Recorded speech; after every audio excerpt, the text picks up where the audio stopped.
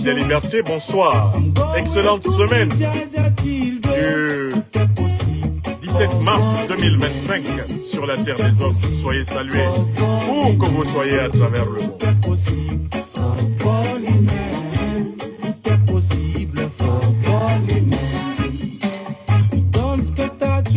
Soyez salués à travers le continent natal de l'homme.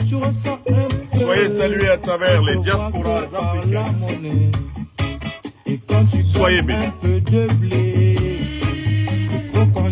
De l'adversité et ton ami devient ennemi. Nouvelle d'Afrique en ce début de semaine du 17 mars 2025. Tout est possible for godly men. Tout est possible. C'est Bengi Jami qui chante Godly Man, l'homme divin.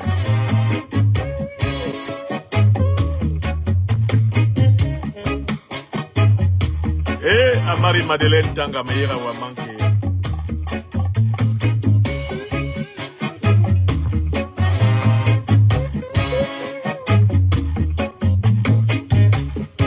Tout est possible for godly men.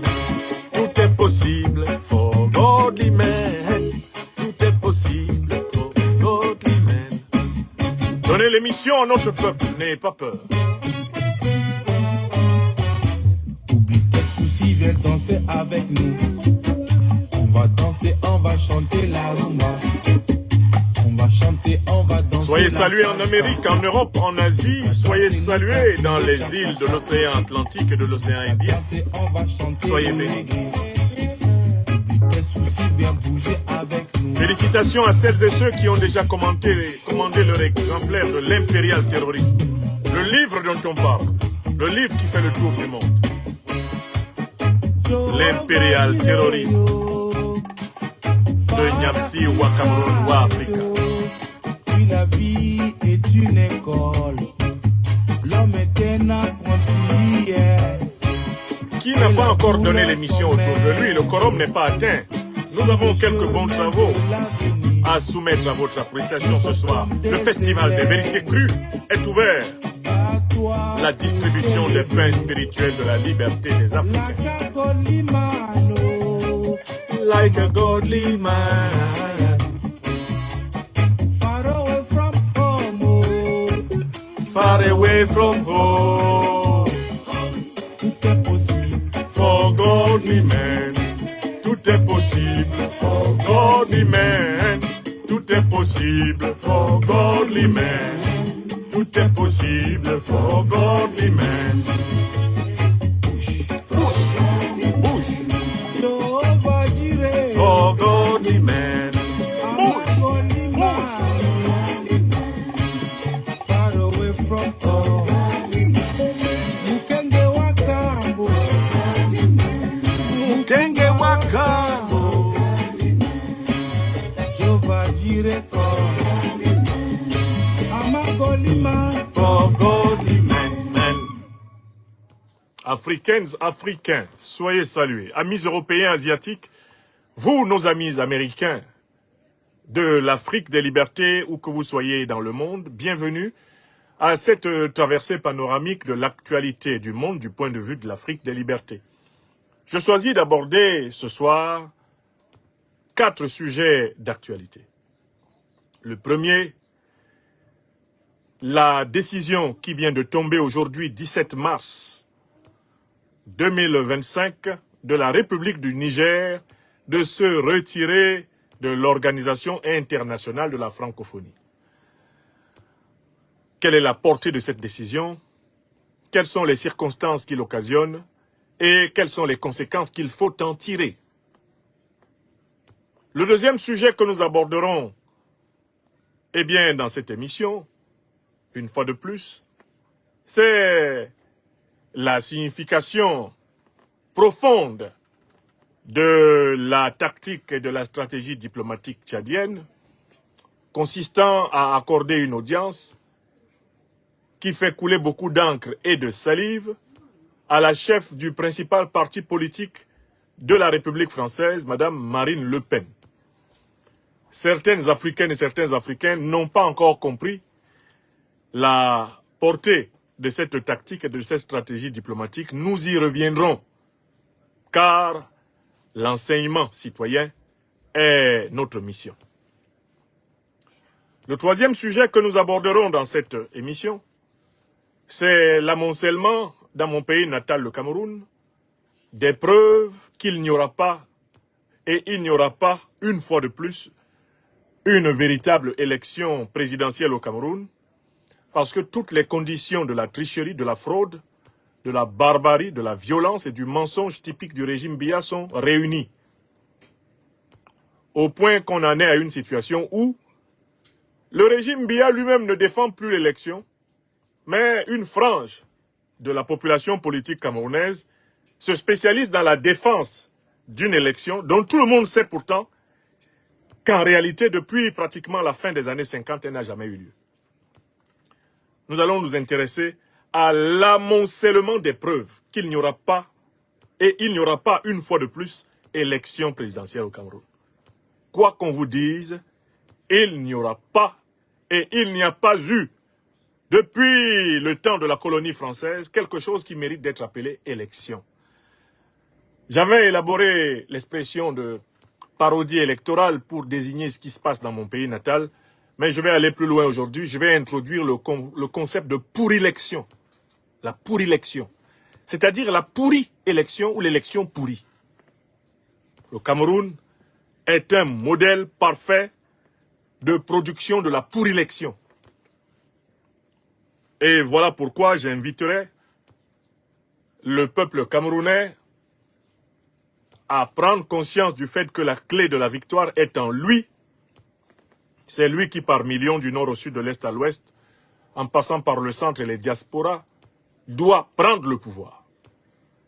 Et par la suite, à l'issue d'une transition politique consensuellement organisée, donner par délégation de façon transparente et équitable le pouvoir à des Camerounaises et à des Camerounais capables d'assumer le destin panafricain du Cameroun.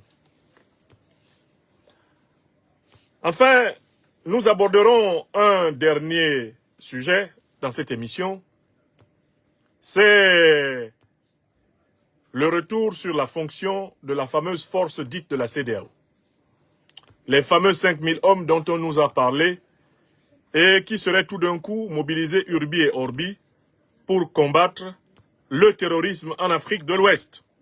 Nous allons montrer que loin d'être la finalité de ce machin de la CEDEAO, il faut au contraire considérer que les jours à venir vont voir se réorganiser le dispositif de déstabilisation du sous-continent africain à travers l'État islamique et Al-Qaïda, qui sont, comme on le sait, des branches avancées de mercenaires de l'impérialisme occidental et moyen-oriental.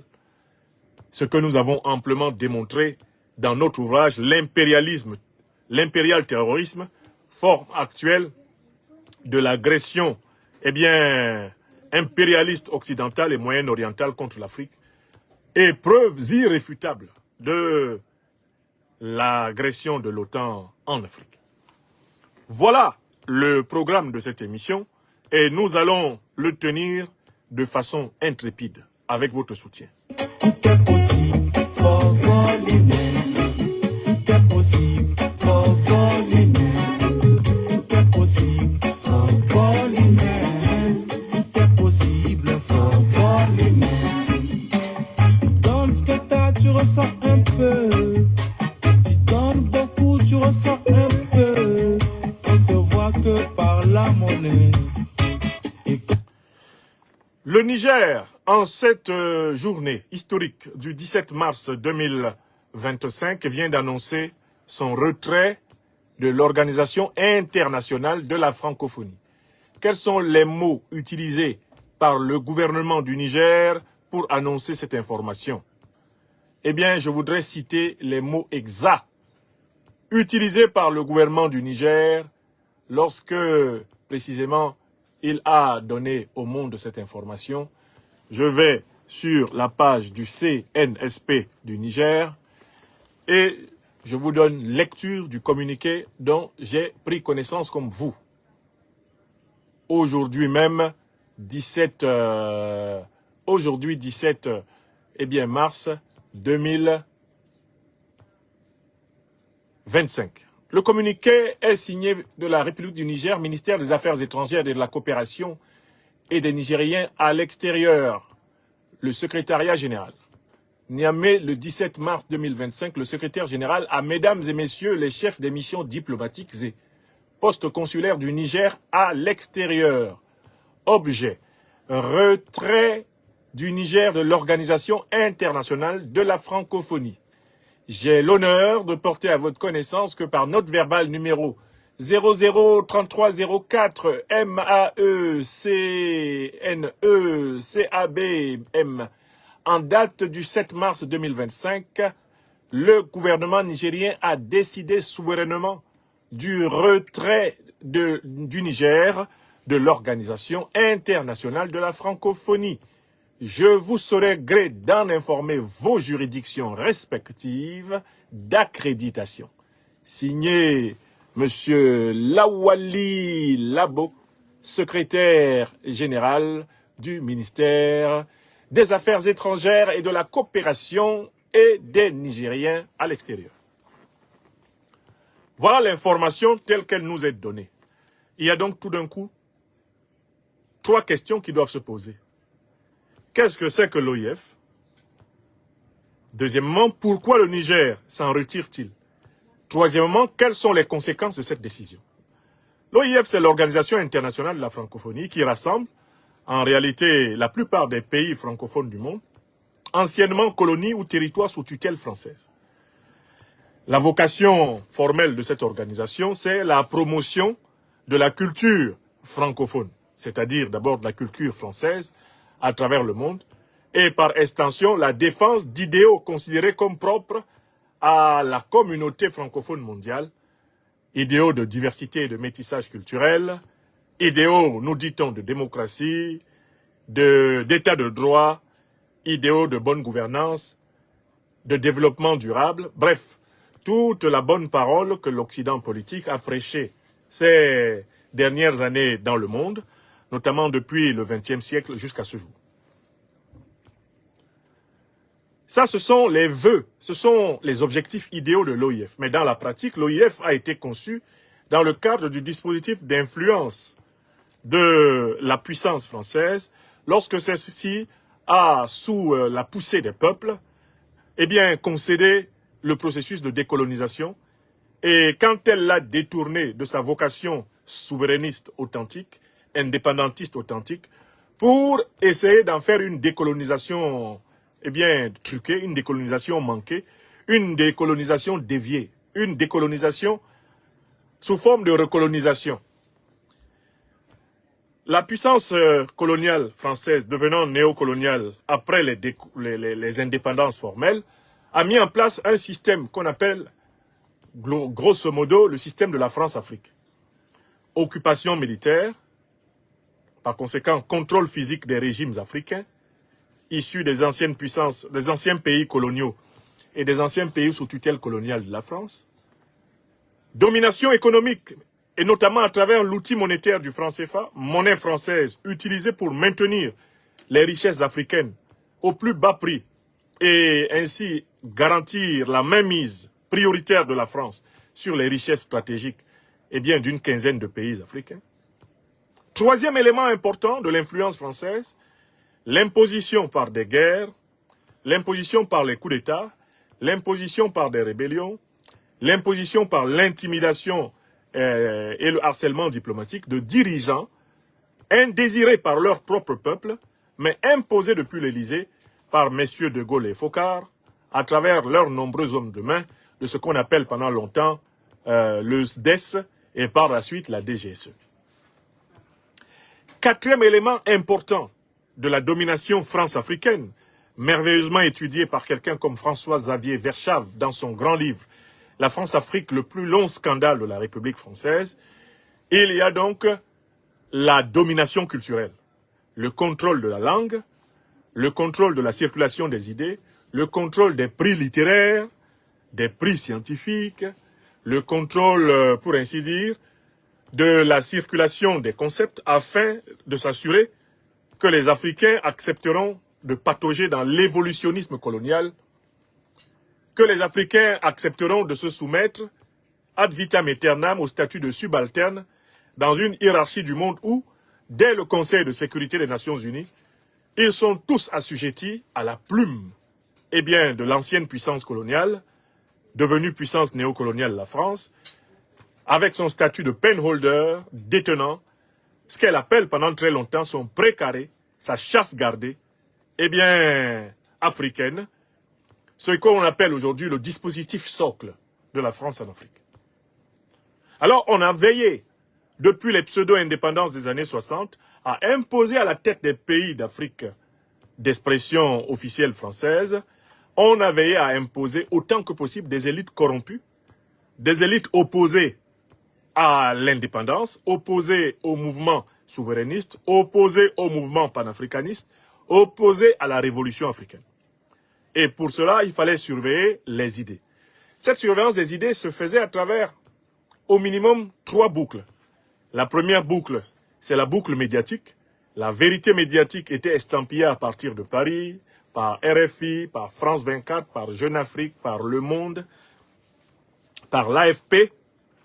Et c'est à partir de la place de Paris qu'était redistribué ce que médiatiquement on avait le droit de dire vers l'Afrique.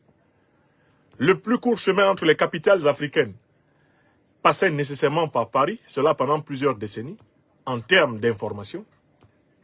Des journalistes faisant la une de l'actualité nationale en Afrique d'expression francophone, attendant que l'AFP publie les dépêches pour se servir et publier les dépêches au cœur de l'Afrique francophone. Le deuxième moyen d'influence intellectuelle, c'est donc l'Académie française et par extension toutes les organisations d'accompagnement, de surveillance et de promotion de la langue française. Il faut se souvenir que pendant la période coloniale et pendant la période néocoloniale, les Africains ont souffert de la répression linguistique. Ma génération, j'ai bientôt 53 ans, était encore fouettée à l'école pour avoir parlé ce qu'on appelait abusivement le patois, c'est-à-dire la langue de mes ancêtres.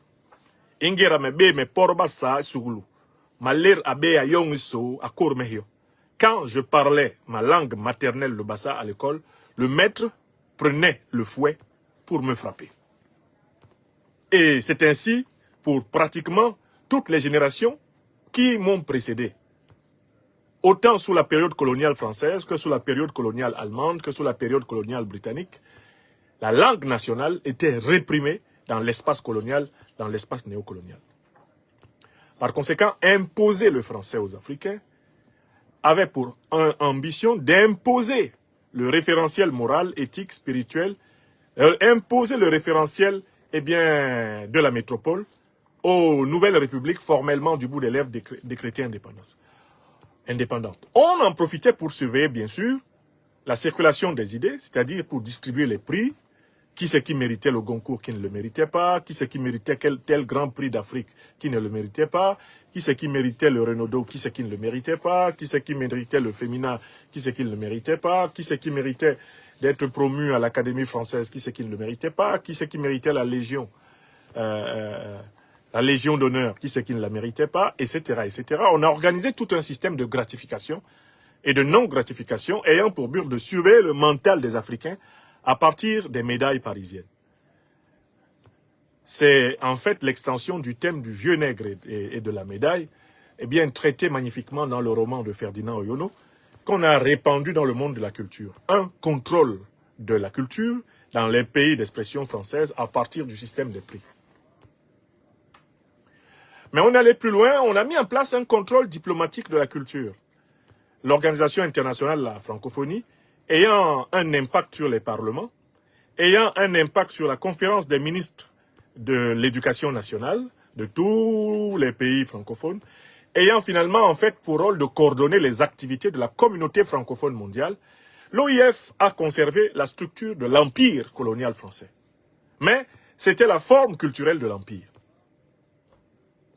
Voilà la complexité de cette organisation Pour ma part, je l'ai découverte dans toute sa couture, dans toutes ses dimensions les plus néfastes, à l'occasion d'une crise qui a éclaté après la démission de mon ami, frère et leader ivoirien, le président Guillaume Kibafori Soro, de la tête de l'Assemblée nationale de Côte d'Ivoire.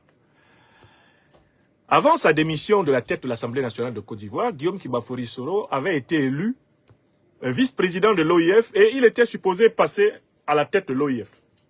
Selon les textes de l'OIF, quand on a été élu, quand on est éligible pour les fonctions de vice-président ou de président, on peut les exercer même quand on cesse d'être président du Parlement de son pays. Parce que le mandat international, eh bien, à la tête de l'OIF ou d'un organe de l'OIF court jusqu'à son terme.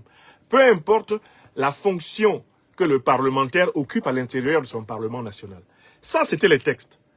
Mais lorsque le président Guillaume Soro s'est opposé à la confiscation ad vitam aeternam du pouvoir de Ouattara Draman, le satrape reptilien venu de Sendou pour troubler la paix des Ivoiriens, et ayant renié notre belle terre burkinabé de Sendou pour tenter de troubler toute l'Afrique avant d'être bientôt dégagé, tout d'un coup, les amis d'Alassane Draman Ouattara, chef mafieux, qui a été, il l'a dit lui-même, porté ipso facto, illico presto à la tête de la Côte d'Ivoire avec le soutien du colonialisme, du néocolonialisme français, ses amis français, à l'intérieur de l'OIF, ont décidé de piétiner le règlement et de ne pas respecter les droits que le règlement de l'OIF reconnaissait au député Guillaume Kibafori Soro.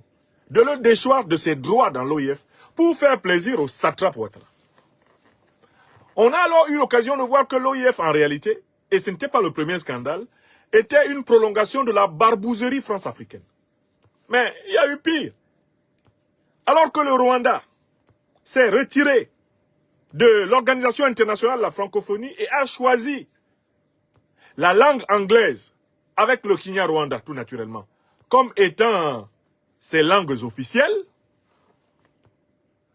contre toute forme de démocratie, de représentativité du Rwanda à l'intérieur de l'organisation, eh bien, la puissance française a imposé une Rwandaise à la tête du secrétariat général de l'OIF. Incroyable.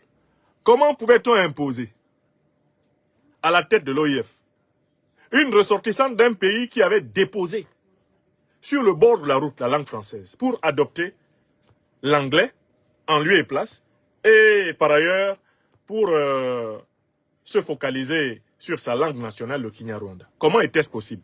Uniquement parce qu'on voulait faire plaisir à Kagame, en tant que Kagame est le bras armé de l'Occident pour piller le Congo. Donc voilà quelques faits qui très rapidement me permirent de comprendre que l'OIF souffrait de la même maladie que toutes les organisations de la France-Afrique. C'était une organisation travaillée par l'absence de démocratie, travaillée par des discriminations.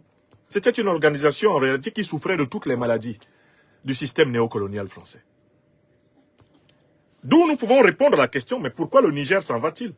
Le Niger est dans une dynamique d'émancipation. Il est dans une dynamique de souveraineté. Il est dans une dynamique d'indépendance pleine. En effet, dans ces conditions, sa place ne peut plus être dans l'OIF. Parce que la vocation de l'OIF à polisser les idées, à polisser les prix, à décider de ce qui est bon à penser ou pas bon à penser pour toute la communauté des pays utilisant la langue française, cette position est clairement une position impériale. C'est une position encore coloniale et néocoloniale. Le Niger, à l'intérieur de l'Alliance des États du Sahel, dit non à cela. Sa décision est donc logique parce qu'elle correspond à des décisions équivalentes qui ont été prises sur le terrain de la sécurité et de la défense, qui ont été prises sur le terrain de la diplomatie internationale. Nous ne sommes pas surpris.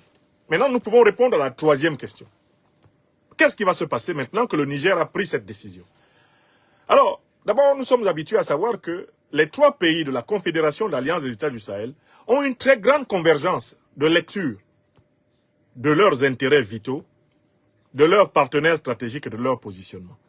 Donc, je peux vous dire sans risque de me tromper que la première conséquence à laquelle on s'attend, c'est la démission en cascade des autres pays de l'AES, à savoir le Mali et le Burkina Faso. Car cela m'étonnerait que les raisons pour lesquelles le Niger a décidé de quitter l'OIF ne soit pas valable pour le Mali et le Burkina. Voilà la première conséquence qu'on attend. La deuxième conséquence, elle renvoie vraiment à des aspects pratiques. L'OIF est une organisation qui, globalement, était fortement représentée dans la plupart des pays. Il va y avoir, de ce point de vue, à repenser entièrement l'occupation de plusieurs cadres nationaux qui travaillaient dans cette institution. Donc il va y avoir des conséquences économiques. Il va falloir se préparer à réaffecter des cadres, des diplomates culturels.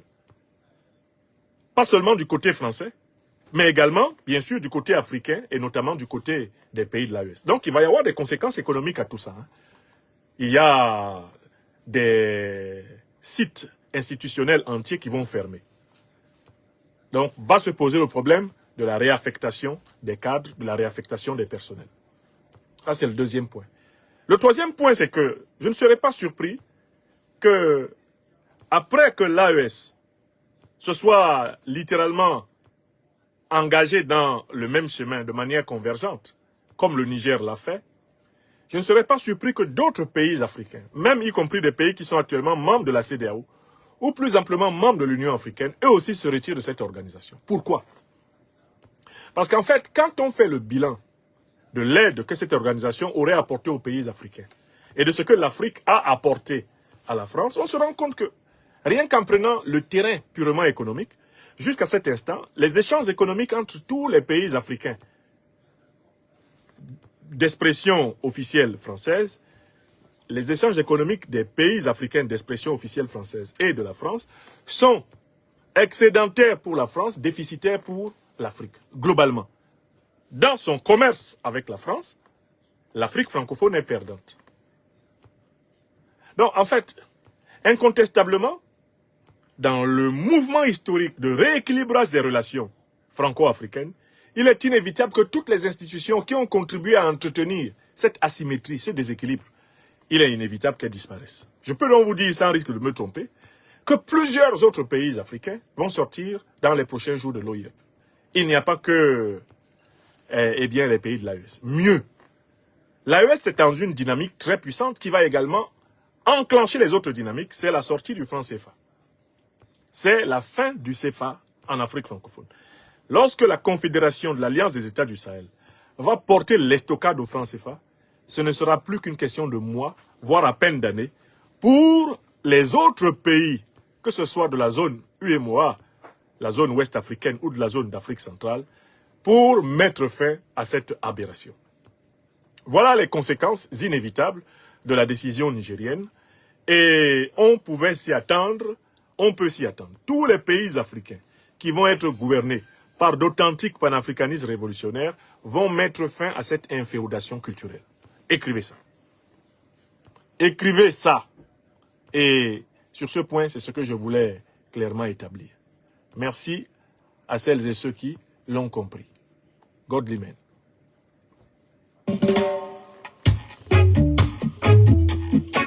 Les dirigeants du Niger font preuve de ce qu'on appelle l'esprit logique, l'esprit de conséquence. Ils s'assument.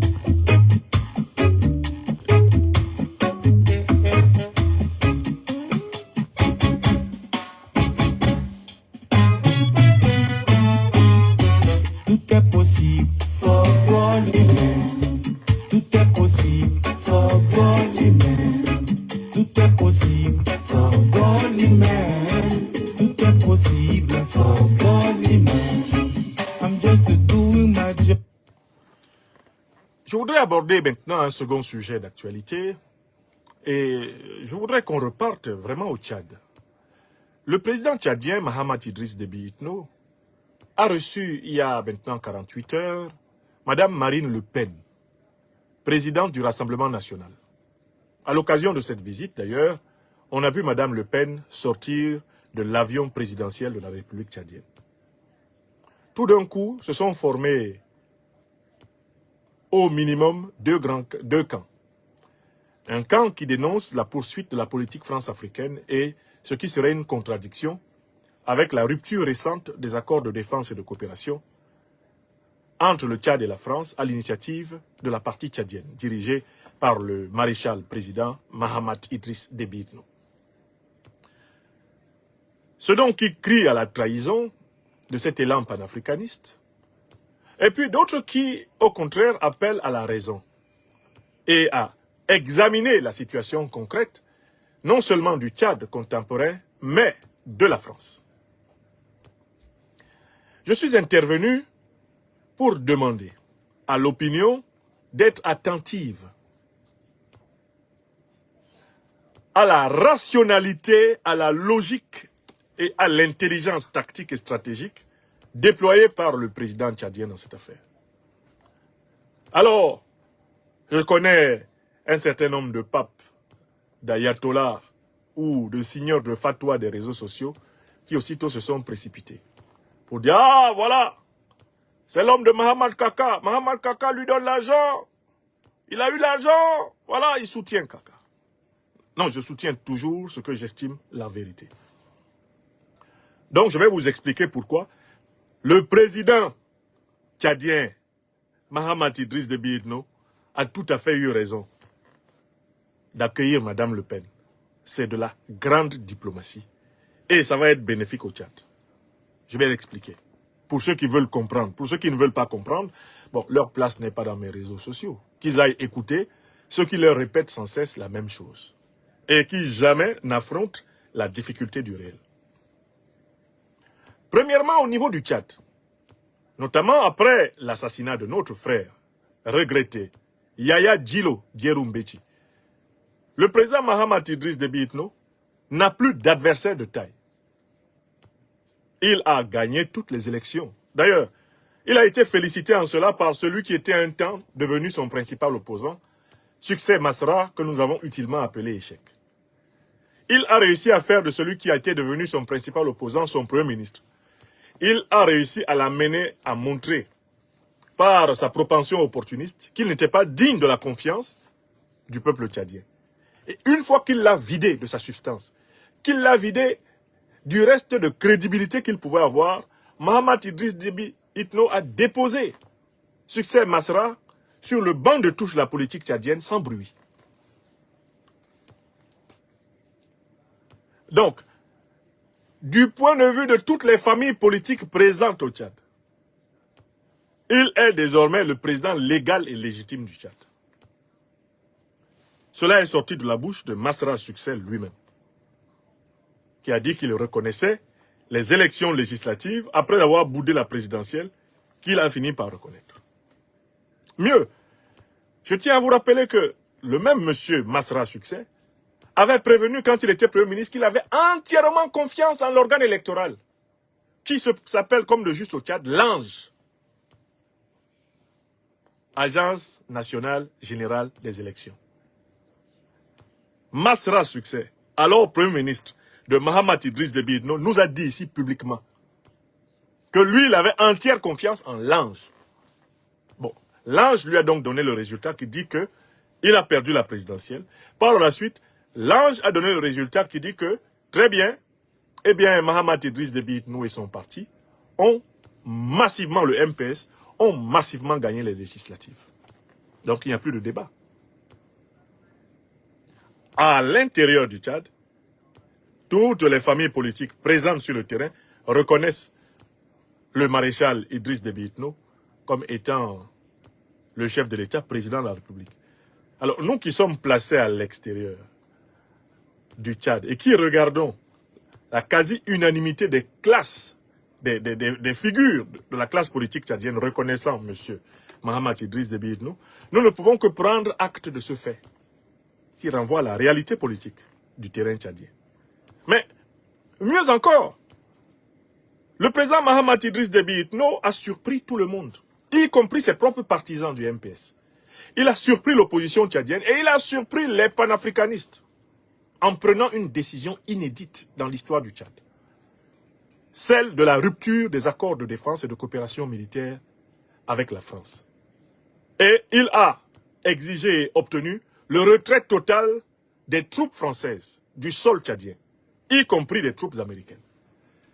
Il a même extirpé les officiers français qui jouaient le rôle de conseillers techniques à l'intérieur de la hiérarchie militaire du Tchad.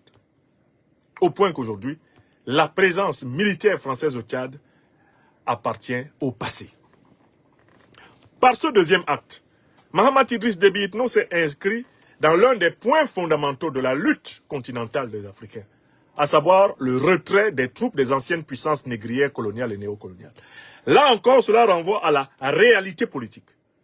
Que l'on l'aime ou qu'on le déteste, qu'on lui en veuille ou pas, Mahamat Idriss Déby Itno a mérité son grade de maréchal quand il a dénoncé les accords de défense et de coopération néocoloniale et quand il a obtenu, jusqu'au 31 janvier 2025, tout le monde a vu le départ de l'armée néocoloniale française du sol tchadien. Ça, tout le monde l'a vu. Personne n'a oublié qu'il avait été installé à la tête du Tchad par la dynastie familiale. Personne n'a oublié qu'un certain 21 avril 2021, le président français Emmanuel Macron, après la mort de l'ancien président tchadien Idriss Déby Itno, père du président actuel Mahamat, le président français en personne était venu introniser. Et alors des centaines de Tchadiens étaient morts, tombés sous la violence du pouvoir. Le président français lui-même était venu introniser l'actuel président tchadien, Mahamat Idriss Déby Itno. Et nous l'avons dénoncé. Et si c'était à refaire, nous dénoncerions encore. Seulement, cette fois-ci, c'est celui qui a été logé qui a délogé celui qui l'a logé. Pourquoi voulez-vous que les Africains crachent sur leur bonheur? Quand celui qui a été logé par la puissance néocoloniale déloge militairement la puissance néocoloniale, pourquoi voulez-vous que les Africains ne s'en réjouissent pas? Il s'agit d'un retournement de la dialectique du maître et de l'esclave. Et c'est un bon point. Qu'on aime ou qu'on n'aime pas Mahamat Idriss Déby Itno, la dénonciation des accords de défense et de coopération et le retrait des troupes néocoloniales françaises et américaines du sol tchadien seront portés à son actif. Même si Mahamat Idriss Déby Itno doit partir en enfer, même en enfer là-bas, il aura les félicitations de Dieu pour avoir fait, à l'occasion de cette décision, sa volonté. Libérer le peuple tchadien de l'occupation étrangère. C'est donc cet homme-là qui s'est aussi positionné de façon amicale et positive envers les pays de l'Alliance des États du Sahel. Et ça, c'est un troisième fait incontestable. On peut critiquer le président tchadien pour les conditions dans lesquelles il est venu au pouvoir, pour la violence exercée contre l'opposition. On peut lui reprocher d'être héritier d'une dynastie, ok. Mais on ne peut pas nier un troisième fait. Il a refusé d'engager le Tchad comme base arrière de la déstabilisation, de la République centrafricaine au sud, alors que son père avait eu des complaisances en ce sens. Lui, Mahamat Idriss Déby Itno, depuis qu'il est là, les incursions à partir de la frontière tchadienne contre le Centrafrique ont considérablement baissé. Parce que N'Djamena a arrêté la politique de laxisme total envers les groupes qui déstabilisent Bangui. Ça, c'est un. De deux, on a voulu utiliser le Tchad comme base arrière pour déstabiliser le Niger, qui se trouve à l'ouest du Tchad. Les autorités tchadiennes actuelles ont refusé. Elles ont activement refusé de servir de base arrière à la déstabilisation de l'AES à partir de l'Est nigérien. Il y a une coopération sécuritaire, fraternelle, étroite entre N'Djamena et Niamey, caractérisée par les allées et venues des hommes forts des deux régimes, pour se prêter main forte contre les organisations terroristes. D'ailleurs, c'est la raison pour laquelle le Tchad, pour être puni de n'avoir pas servi efficacement de base arrière contre l'AES, a été livré aux hordes terroristes surarmées par leurs parrains otaniens et plusieurs fois l'armée tchadienne a payé de très lourds tributs. C'était des punitions. Et c'est l'une des raisons de la rupture des accords de coopération et de défense. Parce que les actes barbares posés par les mercenaires otaniens contre l'armée tchadienne étaient des punitions contre Mahamat Idriss Déby Itno pour avoir refusé de servir de marchepied pour que le Niger soit fragilisé à partir de sa frontière Est. Tous ces faits se sont déroulés sous nos yeux. Et tout Africain digne de ce nom, doivent prendre cela en compte. C'est donc cet homme-là qui, à l'occasion du dernier sommet de l'Union africaine, a appelé à la levée des sanctions contre les pays panafricanistes révolutionnaires, le Mali, le Burkina Faso, le Niger et même la Guinée. C'est ce président-là qui décide de recevoir Madame Marine Le Pen, présidente du Rassemblement national. Et il faut que les Africains sachent qui est Madame Marine Le Pen. Madame Marine Le Pen est aujourd'hui la faiseuse de roi de la France. Si François Bayrou, l'actuel Premier ministre de Macron, qui ne possède pas de majorité à l'Assemblée nationale, si François Bayrou est encore Premier ministre en France, c'est grâce à Marine Le Pen. Parce qu'elle n'a pas demandé à sa formation politique, le Rassemblement national, de voter la censure. Parce que si le Rassemblement national avait voté la censure, puisque la France insoumise votait la censure, une majorité était obtenue pour faire tomber Bayrou. Et normalement, Macron serait déjà appelé actuellement à la démission dans les rues de France. Il faut que les Africains sachent que Madame Le Pen, comme vous l'avez vu en N'Djamena, c'est elle qui fait la pluie et le beau temps en France. Pour une deuxième raison, elle est à la tête du plus grand parti politique français, le Rassemblement national. C'est elle. Son parti politique est celui qui a le plus grand nombre d'élus en France actuellement. D'accord? C'est la principale force politique de la France. Elle est donc aujourd'hui, mieux qu'avant, en position de gagner la future élection présidentielle. Et on sait que la grande tendance en Europe, c'est la montée en force des partis souverainistes de droite radicale, d'extrême droite.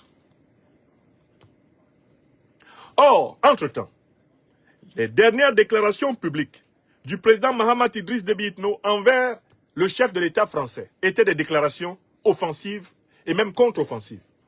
Après les déclarations dans lesquelles M. Macron disait que l'ingratitude est une maladie non transmissible à l'homme et que les Africains avaient été ingrats, avaient oublié de dire merci.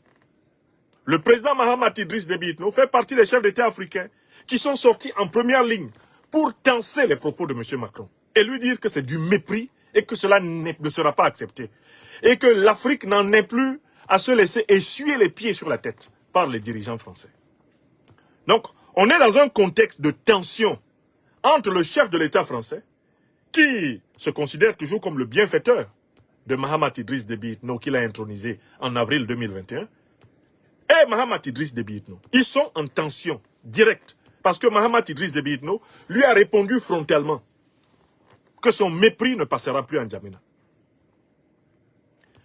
Dans ce contexte, Mahamat Idriss Déby Itno sait qu'il a deux adversités. Il a deux adversités certaines. La première, c'est son opposition. Que ce soit l'opposition civile ou l'opposition armée, dans laquelle il y a beaucoup de gens qui n'ont pas oublié qu'ils peuvent quand même prendre une revanche. Parce que beaucoup de gens lui en veulent pour le sang des leurs qui a été versé. Le président Mahamat Idriss Déby Itno sait qu'il y a des gens qui lui en voudront jusqu'au dernier jour de sa vie à mort pour ce qu'il a fait, lui, pour prendre le pouvoir à leur détriment. Il le sait. Mais depuis qu'il s'est levé et a fait partir l'armée française et l'armée américaine, le monsieur que vous voyez en N'Djamena là, il sait qu'il s'est payé à tout jamais les impérialistes occidentaux comme ennemis. Je vous prie d'écrire ce que je vous dis. Kadhafi est arrivé au pouvoir en 69 en chassant le roi Idriss Ier. Et l'une des décisions que Kadhafi avait prises en Libye, c'est de chasser l'armée américaine. L'armée américaine a pris le nom de Kadhafi, ils ont appuyé ça comme ça, dans leur fichier. Comment on fait ça souvent là? Ils ont appuyé le nom de Kadhafi comme ça. Depuis 1969, 70, 71, que Kadhafi a fait partir les troupes américaines et britanniques du sol libyen. Son nom a été écrit sur une liste rouge. Les Occidentaux ont juré d'avoir sa peau dès que ça sera possible. Ça a pris plus de 40 ans. Ils ont eu sa peau en 2011. C'est comme ça qu'ils ont remercié Saddam Hussein, qui leur avait servi de cheval de Troie pour attaquer l'Iran pendant 10 ans. Ils ont eu sa peau. D'accord? Mahamat Idriss Déby Itno que vous voyez là, sait qu'il ne pourra plus jamais de sa vie, wallahi billahi talahi, compter sur un dirigeant français pour sauver sa peau au Tchad. Il le sait. Et c'est parce qu'il le sait qu'il a tenu un langage de vérité en partant du principe que cabri mort n'a pas peur de couteau. Du point de vue diplomatique, recevoir comme il l'a reçu Mme Marine Le Pen, c'était en réalité une manière de répondre à M. Macron pour lui dire qu'il conservait sa posture souverainiste et indépendante envers la diplomatie française actuelle, envers le régime français. En recevant Mme Le Pen, ce n'est pas à Mme Le Pen que s'adresse le message de Mahamat Idriss Déby Itno. C'est une réponse à Macron. Mahamat Idriss Déby Itno dit, in fine à Macron, je parle en France avec qui je veux, je parle en Afrique avec qui je veux, je parle dans le monde avec qui je veux. Mieux, je donne même mon avion à qui je veux en France. Et je ne m'en remets pas à l'Élysée. Faites tout ce que vous voulez, moi aussi je ferai tout ce que je veux. En réalité, du point de vue diplomatique, c'est un acte de défiance. C'est un acte de défiance qui est comparable à celui de Zelensky quand il y avait la campagne présidentielle aux États-Unis. Zelensky s'est levé pour aller soutenir la candidature de Biden. Il vient en visite aux États-Unis, il entre dans la campagne pour soutenir la candidature de la candidate de Biden, Kamala Harris. Les gens de Trump ont écrit ça et ils ont plié un doigt. Donc, très clairement, Mahamat Idriss Déby Itno dit au président Macron que lui, il ne compte pas sur l'amitié, la bienveillance et la gentillesse du président Macron. Et mieux, qu'il préfère d'ores et déjà prendre une option pour influencer à distance la politique française, comme il a observé que l'élite politique française essaye d'influencer à distance ou en proximité la politique tchadienne. Parce qu'en fait, qui a essayé de porter à bout de bras Masra pour l'opposer à Mahamat Kaka, fragiliser Mahamat Kaka afin de contrôler les deux et de contrôler le Tchad? Mais c'est la diplomatie de la France-Afrique. D'accord? Comme vous manipulez les opposants tchadiens contre moi, moi aussi je peux manipuler les opposants français contre vous. C'est un échange de bons procédés. 1, 2, 3, vous êtes caché derrière Masra pour le flatter et lui dire qu'il peut. Mais 1, 2, 3, moi, ouvertement, j'accueille Madame Le Pen comme un chef de l'État. Pour vous dire que le petit jeu auquel vous jouez là, moi je peux jouer à ça à un niveau supérieur. Voilà le contexte de ce qui s'est passé. Il s'agit d'un camouflet diplomatique à la France de Macron. Alors quand les Africains que nous sommes, les panafricanistes en particulier, nous avons à regarder une situation diplomatique, nous avons le devoir de faire preuve de patience et d'aider notre peuple à lire en profondeur ce qui se passe. Non pas à applaudir, mais à lire en profondeur ce qui se passe. Moi, c'est parce que je me suis appliqué à une lecture en profondeur que j'ai compris que la réception de Le Pen était un camouflet à Macron. Qui plus est, je suis allé lire les commentaires de la galaxie macronienne après la réception de Marine Le Pen. Mais le message est passé ici 5 sur 5. Ils disent que c'est un pied de nez de Mahamat Idriss Déby Itno à leur patron. Les macroniens sont furax. Ils sont rouges de colère. Ils jurent leur grand Dieu que Mahamat Idriss Déby Itno va leur payer ça. Alors il y a des gens qui se précipitent pour dire « Oh, vous vous trompez. De toutes les façons, extrême droite, droite, gauche, etc. En Afrique, ils ont les mêmes intérêts. » C'est faux. C'est faux. De Gaulle n'avait pas les mêmes intérêts que Pétain. C'est pour ça que Pétain a fait lancer un mandat d'arrêt avec condamnation à mort assortie contre De Gaulle. De Gaulle a fui. C'est faux. Il n'y a pas unanimité entre tous les membres de la classe politique française. Il n'y a pas d'unanimité ici en France. Et le conflit politique est en train de couver en France. Et vous pouvez être surpris à tout moment par ce qui va se passer en France. Il n'y a aucune unanimité ici. Le chef d'état-major de l'armée française, le général de Villiers, pourquoi est-ce qu'il avait démissionné? S'il y avait unanimité dans la classe, l'élite politique française, pourquoi le chef d'état-major a démissionné? Quand il a demandé que les moyens de l'armée française soient renforcés, que le président Macron l'a envoyé paître en disant « Le commandant ici, c'est moi », le monsieur a rendu sa démission. Aujourd'hui, on est en train de chercher les moyens pour renforcer l'armée française. C'est ce que demandait le général de Villiers il y a 5 ans. Il a été viré pour cela. Donc, il faut aussi que les Africains sortent de l'illusion qu'ici en France, tout le monde est d'accord avec tout le monde. Qu'ils sortent aussi de l'illusion que toute personne qui est française est colonialiste, néocolonialiste, impérialiste. C'est faux. C'est l'ignorance de l'histoire, l'ignorance des sacrifices, des combats, l'ignorance des fraternités de lutte qui lient les mouvements, les hommes, à plusieurs époques et dans des circonstances précises qui peuvent vous amener à faire ces généralisations faciles. Donc, l'épisode de la réception de Mme Marine Le Pen au Tchad n'est pas la continuation de la France-Afrique. C'est un pied de nez de Mahamat Idriss Déby Itno à la France-Afrique. C'est une manière de dire, bon, vous vous mêlez de mes affaires, non? Vous aimez vous mêler de mes affaires, mais je vais me mêler des vôtres. Et je vais le faire ostentatoirement. Je ne vais pas me cacher comme ça pour souffler des éléments de langage à Masra. Non. Moi, j'appelle Marine Le Pen publiquement et je la fais venir dans mon village, à Amdjaras. C'est elle qui vient dans mon village. Vous vous rendez compte? Désormais, les dirigeants français ont besoin de l'avion présidentiel tchadien pour voyager. Mais ça, c'est du point de vue du métalangage, c'est une véritable inversion du rapport de force. C'est l'inversion du rapport de force diplomatique qu'on est en train de voir. Une candidate à l'élection présidentielle française qui désormais a besoin de l'avion du président tchadien. Si la France était dans ce consensus auquel vous pensez, si la France était dans cette bonne entente, si Mme Le Pen, qui est faiseuse de roi à Paris, était en odeur de sainteté à l'Élysée, en tant que principale opposante de France, ce serait élégant de la part de la République française de lui affréter un petit avion.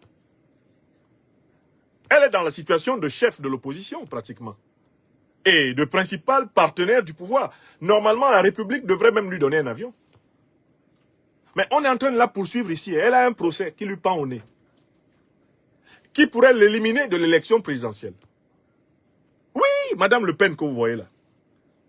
Et donc, quand Mahamat Idriss Déby Itno prend l'avion présidentiel tchadien et la met dedans, c'est une leçon qu'il donne aux autres. Désormais, nous allons faire et défaire qui nous voulons, nous aussi, puisque c'est ce que vous faites avec nous. Vous vous ingérez, nous nous ingérons.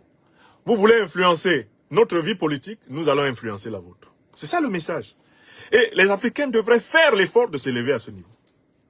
Je ne suis pas en train de dire que le président Mahamat Idriss Déby Itno serait devenu tout d'un coup un super panafricaniste révolutionnaire. Non, pas du tout. Il est en train d'aller vers le panafricanisme parce que c'est la condition de sa survie personnelle, de la survie politique du régime tchadien. C'est la condition même de la survie du peuple tchadien. Tout peuple africain qui ne va pas vers le panafricanisme est en train d'aller vers son autodestruction. La voie, le chemin de la révolution panafricaine, c'est notre salut commun. Bâtir des républiques qui nous mettent à l'abri du mépris et de la domination. Bâtir des républiques dans lesquelles, finalement, il y ait de la place pour chacun et pour tous. Parce que Dieu, la nature, nous ont donné le meilleur d'eux-mêmes. Nous n'avons pas le droit de nous morfondre sur notre sort. Nous avons le continent le plus riche de cette planète. Et il est encore le plus riche pour longtemps. Il nous faut avoir l'intelligence d'en faire le meilleur usage pour que nous, nos enfants, nos arrière-petits-enfants, ne subissent plus jamais les humiliations que nos parents, nos ancêtres ont subies sur les 7 derniers siècles. Donc, en conclusion, s'il vous plaît, regardez les différents éléments que je vous ai donnés, point par point. Et vous verrez que, dans cette affaire, c'est le Tchad qui a remporté, en réalité, une paire de manches diplomatiques. L'usage que le président tchadien a fait des moyens de l'État tchadien est avantageux pour la diplomatie tchadienne. Il positionne le Tchad comme désormais capable d'influencer l'avenir politique en France. C'est le message qu'il voulait passer. C'est le message qu'il voulait passer. And the work is so hard, but there is no pay. The boss still wicked, yes. I got to move. Donc s'il vous plaît, faites un plus grand effort. Ne vous laissez pas entraîner par une application bête et méchante de vos évidences.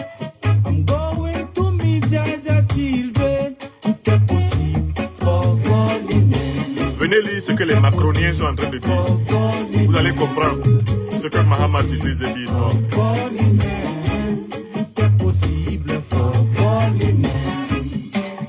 Dans ce que t'as, tu ressens un peu. Tu donnes beaucoup, tu ressens un peu. On se voit que par la monnaie. Et quand tu gagnes un peu de blé, tu croques en jambe de l'adversité. Alors, venons-en au sujet suivant de notre soirée d'analyse politique au pas de charge. Je disais que je voudrais à partir de l'expérience de mon pays natal, le Cameroun, introduire dans le débat politique un concept nouveau, le concept de pourri-lection. Pourri-lection, la pourri-lection. Pourri-lection. P-O-U-2-R-I. L-E-C-T-I-O-N. La pourri-lection. C'est-à-dire l'élection pourrie ou la pourriture électorale. La pourri-lection. Les pays africains issus du processus colonial sont devenus spécialistes des pourri-lections. C'est-à-dire des élections truquées, fraudées, violées, abusées, faussées d'avance. Mais auxquelles on s'amuse à participer en croyant qu'en chemin, il y a un miracle qui va se produire. La pourri-lection. C'est-à-dire c'est le processus électoral dont tout le monde a les preuves qu'il est vicié. Tout le monde sait que ce processus va aboutir à une crise électorale, à une crise post-électorale. Mais, pris dans une espèce de fantasme de l'entonnoir libérateur, tout le monde s'engouffre dedans en disant « allons-y, devant on va voir ». La pourri-lection. Le plus grand laboratoire pourri-électoral. Le plus grand laboratoire pourri-électoral en Afrique, c'est mon pays natal, le Cameroun. Dans ce pays-là, toutes les conditions de la pourri-élection sont remplies. Premièrement, ceux qui exercent le pouvoir indiquent clairement qu'il va falloir passer sur leur corps pour venir le prendre.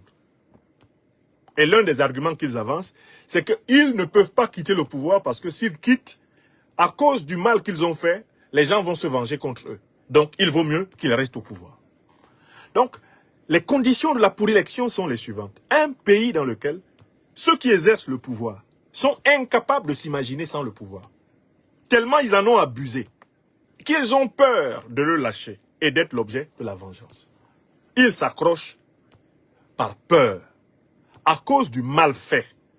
Et malgré toutes les promesses que peuvent leur faire les opposants, d'être fair-play, d'être compassionnels, d'avoir pitié lorsqu'ils arriveront au pouvoir, les pourris lecteurs, les pourris électoraux ne tolèrent pas l'idée de l'alternance.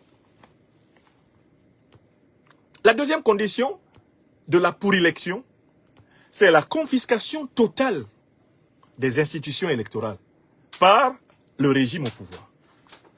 C'est-à-dire que quand vous regardez la structure de l'ECAM au Cameroun, quand vous regardez la nomination des principaux membres de l'ECAM, quand vous regardez la structure de la Cour constitutionnelle, les principaux membres de la Cour constitutionnelle, quand vous regardez la structure du gouvernement, quand vous regardez la structure de l'armée, quand vous regardez la structure des services de renseignement généraux, quand vous regardez la structure des corps spéciaux de l'armée, quand vous regardez la structure du système diplomatique, des officines diplomatiques du pays, vous vous rendez compte que un clan a entièrement colonisé tous les centres névralgiques de décision politique nationale. De telle façon que le résultat des élections ne peut être que la répétition de la volonté du chef de clan, Paul Biya. Le système est pourri, c'est-à-dire qu'il est fermé du sommet à la base. Il n'y a pas un seul endroit essentiel du système électoral qui échappe au contrôle du parti au pouvoir. Donc le système est saturé, il est pourri. Deuxième condition, un système saturé, contrôlé à tous ses niveaux névralgiques par la même minorité. Et ici, c'est une minorité oligarchique corrompue, avec à ses points sensibles des membres du prétendu groupe ethnique du président, et aux autres points, ses alliés issus de toutes les ethnies. Les alliés corrompus de Paul Biya. Il y a une troisième condition qu'ils ont veillé à remplir. C'est la stratégie du dilatoire. Dilatoire au niveau de l'inscription des Camerounais dans les listes électorales. Ils ont toujours tout fait pour que les Camerounais ne s'inscrivent pas dans les listes électorales. Même quand ils disent « allez vous inscrire en masse », ils ne se donnent pas les moyens de permettre à tous les Camerounais de s'inscrire. Ils en repulsent, ils en repoussent, ils en privent de papier. Dans les diasporas comme à l'intérieur du pays. Au niveau des listes électorales, ils vont plus loin, ils refusent de les publier. Nous sommes au mois de mars, donnant bientôt à avril 2025. Le Cameroun n'a pas de liste électorale. Et les gens disent qu'ils s'en vont aux élections. Le Cameroun n'a pas de liste électorale. Pourquoi? Mais parce que le pouvoir sait que publier une liste électorale, c'est prendre le risque d'être surveillé. C'est prendre le risque qu'on commence à faire des statistiques. C'est prendre le risque que les opposants commencent à constituer des arguments pour démontrer la preuve. Donc au Cameroun, le pouvoir dit, je ne vous dis pas qui vote. Allons-y. On verra devant. Quatrième élément de la stratégie. La fabrication de public, de bétails électoraux, eux-mêmes invisibles. Fabrication de bétails électoraux étrangers. Mais comment vous allez prouver qu'il y a des étrangers dans la liste électorale qui n'existe pas? Comment vous allez prouver qu'il y a des étrangers dans une liste électorale qui n'existe pas? Si ce n'est sur la base de rumeurs, la liste électorale n'existant pas, comment vous pouvez démontrer qu'il y a des étrangers? Bon. On va plus loin. Je vois un journal, une feuille de chou du pouvoir, appelée Singang, qui dit que les prisonniers, les gens qui sont en prison au Cameroun, appellent à voter massivement Paul Biya. Astaghfirullah. Là, on nous dit implicitement que le public des prisons, du nord au sud, de l'est à l'ouest, est majoritairement acquis au président. Celui qui les a emprisonnés. C'est-à-dire qu'on nous dit que le type qui est responsable de l'incarcération de ces gens-là, soit par application normale de la loi, soit parce qu'ils sont des prisonniers politiques, on nous dit qu'il a réussi à convertir la plupart de ses victimes, qui, désormais stockholmardisés, transformés par le syndrome de Stockholm, sont prêts à voter pour lui. Bientôt, on va nous dire que même les morts qui sont enterrés dans des cimetières ont décidé d'en sortir spécialement, exclusivement, le jour du scrutin. On aura un public électoral, eh bien, mortuaire, un public électoral des cimetières. Bientôt, on va dire que certains revenants, qu'on n'avait pas vus depuis très longtemps, ont décidé de revenir de l'au-delà pour voter. Parce qu'il n'y a pas de liste électorale, n'importe qui peut être dedans. Parce qu'il n'y a pas de liste électorale, on peut dire que la liste électorale est n'importe quoi. C'est un pays où on refuse de poser sur la table la moindre base d'une compétition politique objective et claire. Vous comprenez? Maintenant, on continue. Il y a une cinquième chose extraordinaire que ça a produit. Ça produit une situation dans laquelle le pouvoir lui-même ne croit pas à ces élections. Mais c'est une partie de l'opposition qui se met à y croire. On se retrouve dans une situation ubuesque. Elle est comme, où sont les listes? On ne donne pas. Paul Biya, c'est comment? On apprend que désormais les prisonniers vont voter pour toi, mais ils vont voter comment? On n'a même pas les listes. Je ne réponds pas. Ah, on apprend que maintenant vous êtes en train d'inscrire les étrangers, mais on n'a pas les listes. Comment vous avez inscrit les étrangers alors qu'on n'a pas de liste? On ne répond pas. Mais dans ce contexte-là, on réussit à obtenir qu'une partie de l'opposition dise, malgré tout, allons quand même aux élections. Au Cameroun, on a donc envie de dire, alors que toutes les conditions de la pourrilection, l'élection pourrie, sont remplies.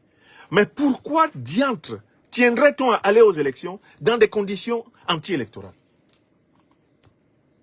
Cela nous permet de nous reporter à des périodes précédentes où la pourrilection était réunie et où plusieurs leaders de l'opposition, dont certains de ceux qui appellent à l'élection maintenant, avaient demandé le boycott. On leur pose la question. Quand vous boycottez les élections au Cameroun, parce que les conditions n'étaient pas remplies, laquelle des conditions a été remplie pour que maintenant vous ne boycottiez pas? En fait, à l'époque où il y a eu boycott de certaines élections, comme par exemple les législatives, on peut même dire que c'était mieux parce que les listes électorales existaient. Quelque chose comme une liste électorale avait été pondue. Là, on est dans celle qu'on appelle la mer des élections. Il n'y a pas de liste électorale. On est dans la mer des élections. On ne sait pas qui a mis les étrangers dans la liste. Qui est en train de mettre les prisonniers? Dans quelle liste? On ne sait pas. Mais dans ces conditions, bon, on dit allons-y. La grande question est la suivante.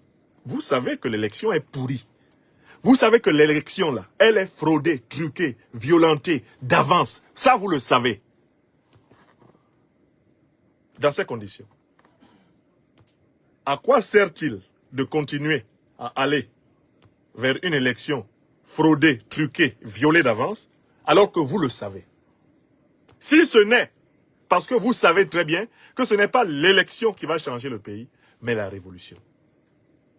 C'est pour cela que moi, Nyamsiwa Cameroun, j'ai dit que les élections d'Elekam ne sont pas la voie du changement au Cameroun. La voie du changement au Cameroun, c'est la mobilisation populaire massive du peuple camerounais pour exiger une transition permettant d'organiser plus tard de véritables élections. C'est ce que j'ai dit. Cette révolution doit être le fait de toutes les forces vives de la nation. Celles qui sont dans l'État comme celles qui sont en dehors de l'État. Elles doivent incessamment se mobiliser pour mettre fin au régime de Paul Biya. Instaurer une transition dans laquelle les forces vives de la nation vont s'asseoir et préparer de manière consensuelle la nouvelle république du 21e siècle camerounais. Ceux qui disent comment on va le faire, je leur demande de regarder les pays où cela a été possible. Le Mali, le Burkina Faso et le Niger sont des modèles. On va le faire si on s'inspire de ces modèles pour avancer. On va le faire si on prend conscience du fait que le régime Biya n'est pas capable de vaincre le peuple camerounais, que le peuple camerounais est le plus fort. On va le faire si on réussit à convaincre toujours davantage les Camerounaises et les Camerounais que ce n'est pas dans l'intérêt d'un individu, l'intérêt d'un homme, l'intérêt d'une personne qu'il faut se mobiliser, mais dans notre intérêt à tous, bien compris, celui de la construction d'une république qui soit bénéfique et favorable à toutes les filles et à tous les fils du Cameroun. Un tel changement suppose que les patriotes républicains panafricains de toutes les forces vives de la nation camerounaise agissent à l'unisson pour libérer le pays. Cette révolution citoyenne et populaire n'interpelle pas seulement l'armée, la gendarmerie, la police, elle interpelle toutes les catégories populaires. Car c'est un éveil de toutes les catégories populaires, seul qui peut forcer l'appareil d'État moribond à reculer et à renoncer à sa manière inimitable de s'asseoir. Partout ailleurs, c'est la formidable mobilisation de cet élan populaire qui a forcé l'ancien régime à reculer et à laisser naître le nouveau. Ça n'a jamais été un don. Mais tout cela ne peut pas advenir dans un peuple qui n'a pas maturé la conscience de la situation. Un peuple qui croit encore à la pourrilection ne peut pas se libérer. Il faut perdre la croyance en la pourrilection pour s'engager dans la révolution. Tant qu'on est encore dans la croyance en la pourrilection, on ne peut pas se libérer. Croire en la pourrilection, c'est espérer un miracle. Là où l'expérience nous a appris que les pourrilections conduisent à la déréliction. Les pourrilections conduisent à la répétition de notre misère, de notre faiblesse, de notre poisse, de notre stagnation. Cela étant dit, ceux qui croient en la pourrilection ont décidé en réalité d'aller à la révolution après la pourrilection. Alors que ceux qui ne croient pas en la pourrilection appellent à la révolution dès maintenant. Entre quelqu'un qui appelle à la révolution après la pourrilection et quelqu'un qui appelle à la révolution dès maintenant, qui c'est qui est au fond du sujet? Qui c'est qui est dans le sujet? C'est celui qui est dans la révolution dès maintenant. Qui sait que la révolution va nous libérer? Le risque avec la pourrilection, c'est que quand on sort des pourrilections, on a tendance à défendre le résultat de son candidat, le résultat de son leader. Au Cameroun, les partisans de tel candidat vont dire « c'est mon candidat qui a gagné ». Les partisans de tel autre vont dire « c'est mon candidat qui a gagné ». Et c'est ce que veut le pouvoir organisateur de la pourrilection. L'éclatement populaire. L'éclatement populaire entre les micro-candidatures et les revendications de victoire. Un tel va dire, non, c'est moi qui ai gagné. Quelle preuve vous avez que c'est vous? Ah non, c'est plutôt tel. Non, c'est plutôt tel. Et maintenant, il va falloir se mobiliser. Pourquoi? Chacun pour son candidat. Les effectifs de la révolution populaire seraient divisés par le nombre de candidats revendiquant la pourrilection. Nous qui voyons plus loin, nous appelons à ne pas attendre cette division du bloc populaire national. Au contraire, à mobiliser avant. Car la pour-élection n'est pas la vraie élection. Nous devons nous passer des pour-élections en Afrique. Ça ne sert à rien d'aller à une pour-élection. On ne doit aller à une élection que si on a les moyens d'imposer la voix du peuple. Si on a les moyens d'imposer le choix réel du peuple. Si on n'a pas les moyens d'imposer le choix réel du peuple, aller à la pour-élection, c'est participer à la parodie organisée par la tyrannie. Et paradoxalement, c'est là renforcer, la crédibiliser et la légitimer, même involontairement. Voilà le message dont je suis porteur. Et je suis prêt à supporter tous les colibets des partisans de la pour-élection. Ils peuvent dire sur moi tout ce qu'ils veulent. Ce que j'ai dit là, et que j'appelle le plan B, je vais en parler toutes les semaines. Vous avez remarqué? Tous les lundis, j'enfonce le clou. Alors, j'ai observé que justement, parce que ce message passe, je suis en train de devenir, eh bien, l'intellectuel politique le plus commenté au Cameroun. Soit on est avec moi, soit on est contre moi. C'est moi le baromètre. Je vous en remercie. Critiquez-moi. Racontez tout ce que vous voulez. De préférence sur vos plateformes. Parce que quand vous venez sur la mienne, pour m'insulter, je vous bloque. Vous êtes obligé d'aller créer de nouveaux comptes. Et vous n'êtes pas si nombreux que ça. Vous venez sur la mienne, je vous bloque. Et je dis bien que je note les propos de ceux qui ont des responsabilités politiques. Ces propos seront renvoyés point par point à leurs responsables politiques. Tous ceux qui ont des responsabilités politiques là, et qui tiennent des propos désobligeants. Mon service de communication fait la liste. Et à un moment donné, le tarif va être redonné à vos responsables politiques respectifs. Avec moi, aucune parole proférée ne sort sans être tenue. Continuez. Mettez-vous à l'aise. Mais pour ceux d'entre vous qui êtes intelligentes, allons dans le débat de fond. Dites-nous comment une pour-élection ne va pas conduire le pays à une division plus forte qu'aujourd'hui. Puisque les différents candidats à la pour-élection, chacun va revendiquer un morceau de la pour-élection. Le candidat Biya ou le candidat de Biya va dire « j'ai gagné ». Le candidat du MRC va dire « j'ai gagné ». Le candidat du PCRN va dire « j'ai gagné ». Le candidat de l'UPC va dire « c'est moi qui ai gagné ». Peut-être même un outsider va se lever. Non, on a mal compté, c'est moi. Comment on va organiser la mobilisation de ce peuple? Après l'avoir laissé se diviser entre les chapelles. Au lieu d'appeler ce peuple, de suspendre pour le moment la logique de chapelle et de résoudre préalablement la question de la souveraineté. Tant que nous ne sommes pas peuple souverain, nous ne pouvons pas clairement et librement choisir un président. Nous ne pouvons pas clairement et librement choisir des députés, des sénateurs. Tant que nous ne sommes pas un peuple souverain. Nous devons donc d'abord récupérer notre souveraineté. Notre souveraineté ne nous sera pas donnée par un homme. Elle nous sera donnée par nous-mêmes en tant que peuple. Et c'est en tant que peuple que nous avons organisé une transition pour bâtir des institutions authentiquement souveraines. Où est le mal dans cette histoire? Si c'est le bien commun qui nous intéresse, si c'est l'intérêt général qui nous intéresse quand nous faisons la politique, où est le mal dans cette affaire? Le mal vient du fait que certains, malheureusement, estiment qu'on doit privilégier leur carrière politique à eux avant le bien commun de tous. Dans la situation actuelle, il n'y a pas d'élection au Cameroun. Il y a pour-élection. Si on jette les Camerounais dans la pour-élection, ils vont s'y diviser. Au sortir de la pour-élection, ils seront divisés. C'est l'expérience que nous avons vécue en 92. C'est l'expérience que nous avons vécue en 2018. Et il ne faut pas que nous nous exposions à revivre cette expérience en 2025. Nous devons donc inverser la machine de combat. Nous devons aller comme peuple revendiquer notre souveraineté. C'est avec cette souveraineté que nous bâtirons les institutions d'émancipation du pays. La fameuse question, on fait comment? Réponse, on fait comme le Mali, le Burkina Faso et le Niger. Pion! On a des pays africains qui l'ont fait. Pourquoi nous, Camerounais, on ne peut pas? Je vois des gens qui passent leur temps. Ah, on est le continent, on est le... Si on était le continent. Mais voilà. Le continent doit donc être le laboratoire d'application de tout ce qui réussit dans le continent. Méritons donc le soi-disant nom de continent qu'on revendique. Approprions-nous ce qui marche dans le continent. Oui!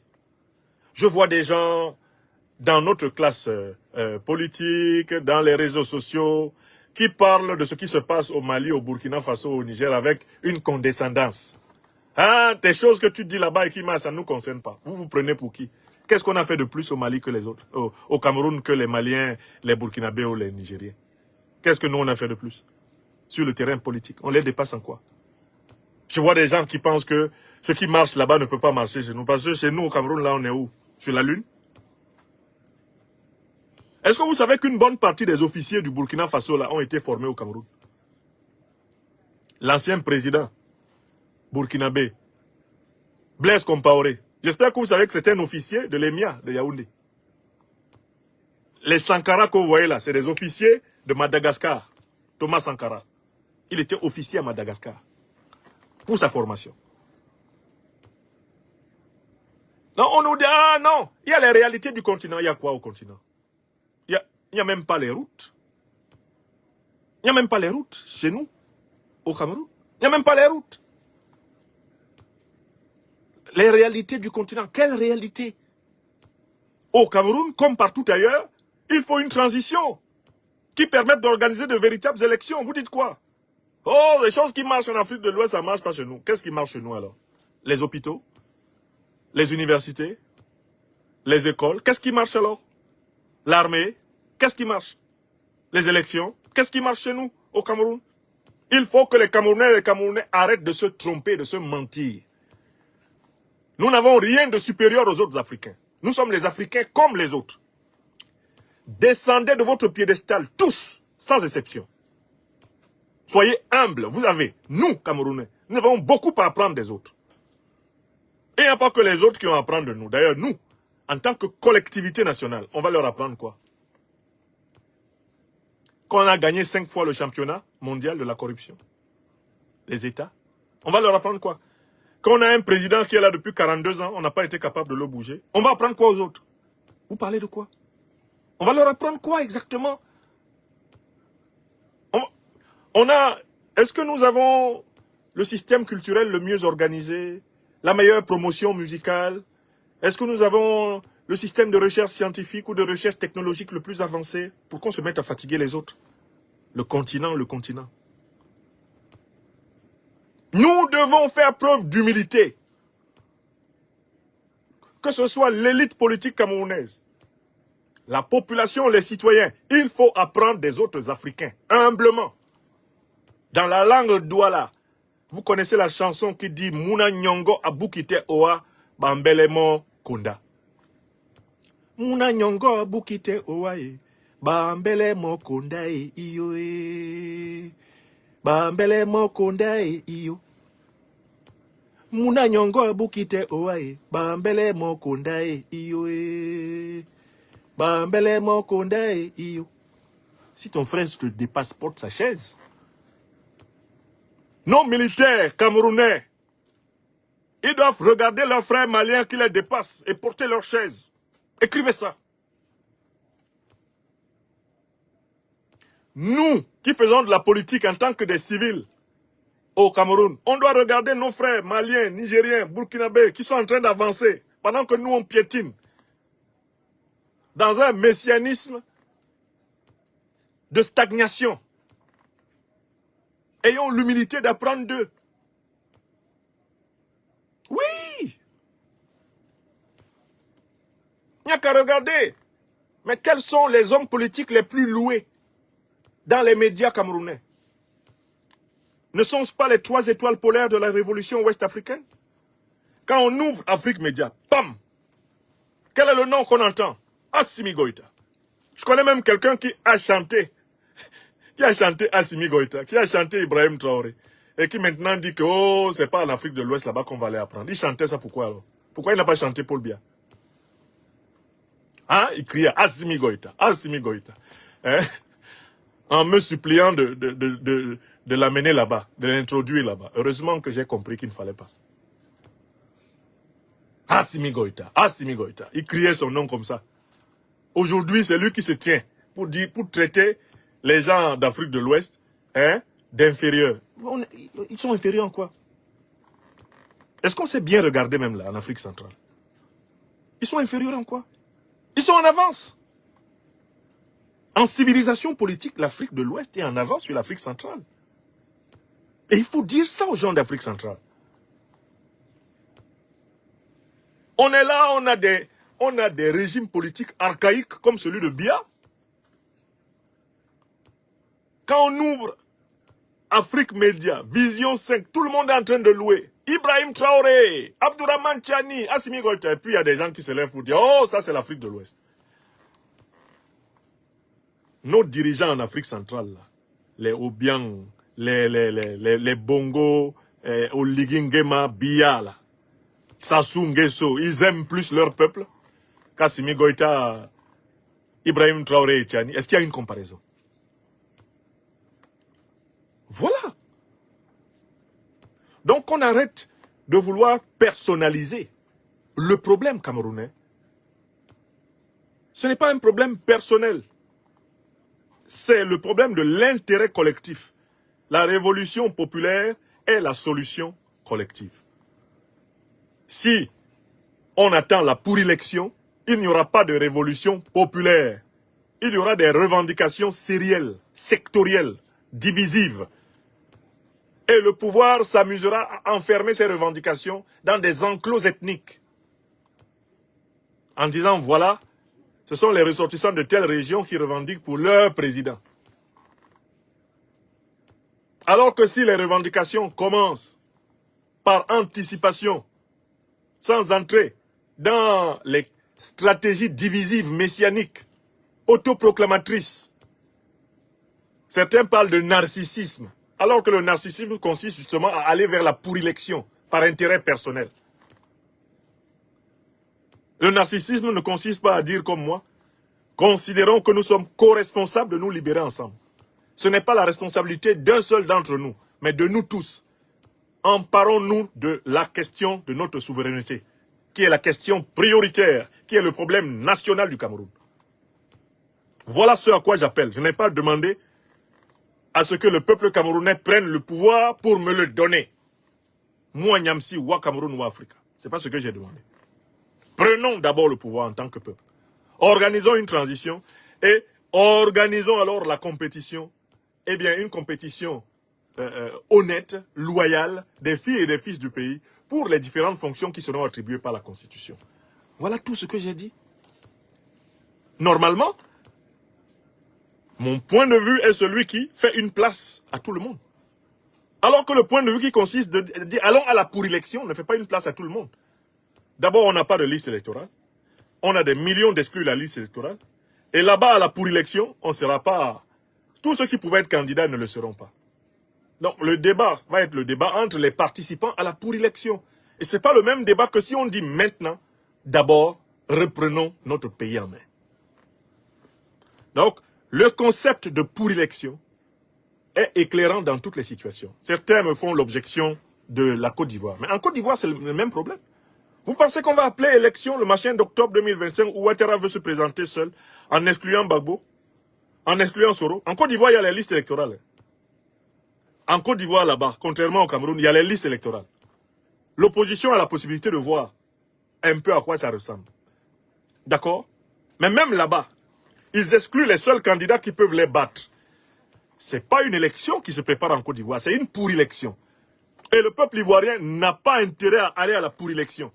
Car la pour-élection conduit à la crise électorale, à la crise post-électorale, à la guerre civile, à la stagnation du pays dans la non-réconciliation. C'est la même position. Alassane Dramane Ouattara ne doit pas avoir le pouvoir d'organiser une pour-élection. Le peuple ivoirien doit être capable de l'interrompre. C'est la responsabilité du peuple ivoirien. Ce n'est pas pour Guillaume Soro, mon leader de GPS, ou pour, je ne sais pas, Laurent Gbagbo, président du PPACI. Ce n'est pas pour cela que ça doit être fait. C'est pour le peuple de Côte d'Ivoire. Parce qu'Alassane Ouattara est un usurpateur de souveraineté. C'est comme tel que le peuple ivoirien doit se dresser face à lui. Un voleur de souveraineté, comme Paul Biya. Voilà. Et On me pose la question, quels sont les bons modèles? Je recommence. Mali, Burkina Faso, Niger. Excellent modèle. Mais oui, ce sont des pays africains. Comme la Côte d'Ivoire ou le Cameroun le sont. Ce ne sont pas des pays africains. On ne voit pas comment ces pays-là sont en train de marcher fermement vers leur souveraineté. On voit les conséquences sur le terrain. On voit les changements, les transformations sur le terrain. Vous comprenez? Voilà le message. Et donc, je vais le marteler. Ne vous inquiétez pas, certains de mes amis. Ah non, il faut... Je ne laisse jamais. Quand moi, je suis convaincu d'être en train de servir ce que j'estime être la vérité, je ne possède pas la vérité. Mais je marche sur le sentier. Quand j'ai trouvé mon sentier, ne vous inquiétez pas pour moi. Tous les lundis, minimum, je martèle le message. Un livre supplémentaire va sortir. La République fédérale du 21e siècle camerounais. Je martèle le message. D'accord? Celui-ci était déjà sorti. Pour un nouveau leadership populaire camerounais. Je continue mon œuvre. C'est ça, un homme. Ce n'est pas parce que 2 ou 3 individus, abusant de faux comptes Facebook dans lesquels ils se présentent même souvent, avec des noms donnant l'impression qu'ils appartiennent à un autre groupe ethnique. Même qu'ils sont d'un autre pays. Il y en a même beaucoup qui sont cachés sous des noms étrangers. Et qui tout d'un coup viennent vous faire des objections sur ce qui se passe à Yaoundé. En révélant qu'ils sont Camerounais. Ils se cachent derrière des noms étrangers, des pseudonymes. Et vous disent que vous n'êtes pas courageux. Mais écoutez, toute personne qui est sur Facebook, YouTube, etc., avec un faux nom, ne peut pas parler de courage à qui que ce soit. Moi, Nyamsewa Cameroun, je suis là, à mon nom propre.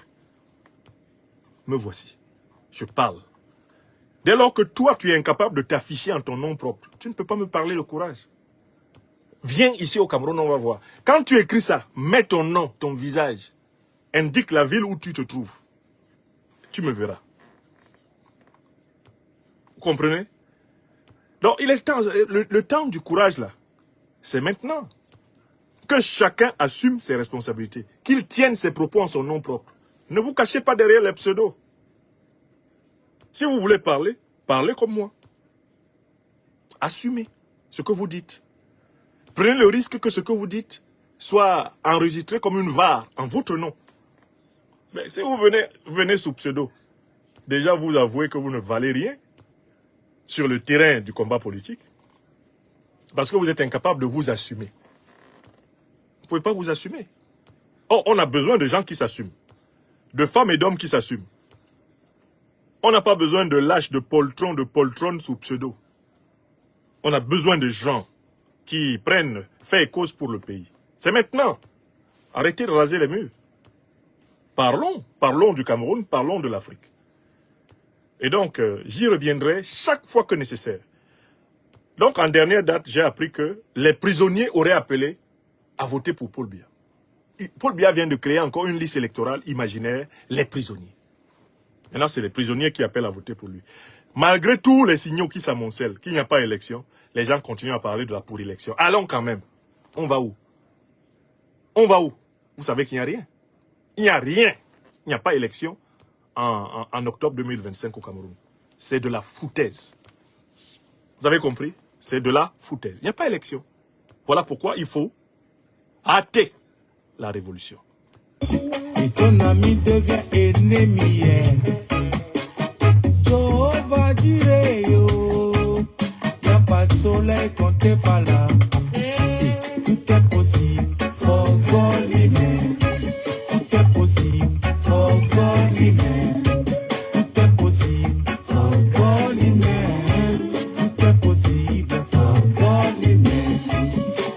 Donc je vois les cadres du MRC qui chacun brille par sa déclaration à mon sujet. Je les félicite. Mes jeunes frères et sœurs, cadres du MRC, je les félicite tous. Je suis l'homme dont on parle. Je les félicite. J'appelle les militants de l'UPC à se joindre au cadre du MRC pour commenter systématiquement mes publications. J'appelle les militants du PCRN à venir aussi commenter mes publications. explication. J'appelle les militants du SDF, de mon frère et ami, Joshua aussi, à venir, on discute. Je me réjouis d'être l'homme dont on parle, car j'ai parlé. Voilà. C'est à l'arbre chargé de fruits que l'on jette des pierres. C'est parce que moi j'ai parlé que vous parlez de moi. Sinon, vous parlez souvent là. Est-ce que vous me voyez là-bas? C'est parce que vous ne parlez pas. Vous ne parlez pas. Vous ne voulez pas dire la vérité. Vous avez peur de la vérité pour ne pas déplaire. La vie est une école. Vous avez peur de la vérité. Moi, je n'ai pas peur de dire ce que je pense. Même quand ça déplaît, même mes propres amis. Je vois certains qui font des petits commentaires amers. Ça fait quoi?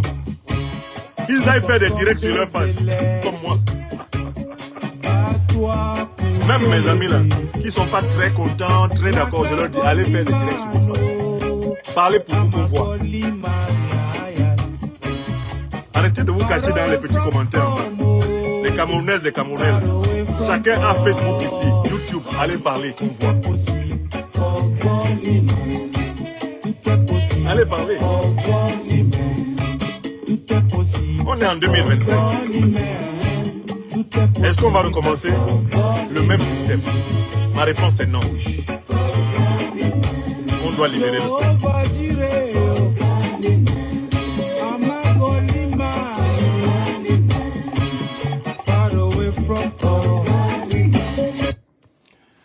Donc voilà les nouvelles que je voulais partager avec vous ce soir.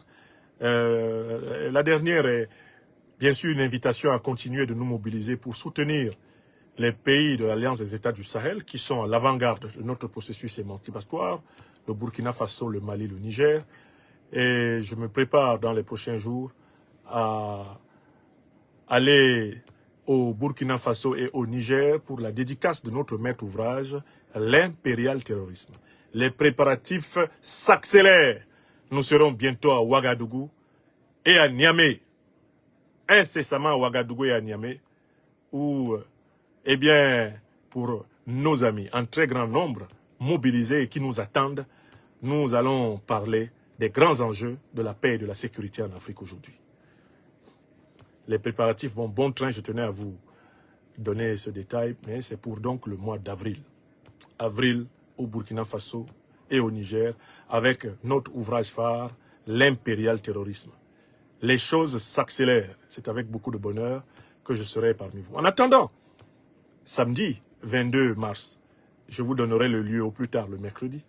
Samedi 22 mars, à partir de 15 h, eh bien, nous tiendrons une double activité à Paris. D'une part, conférence dédicace de notre livre, l'impérial terrorisme, pour dénoncer la manipulation des groupes terroristes par les puissances impérialistes à travers notre maître ouvrage.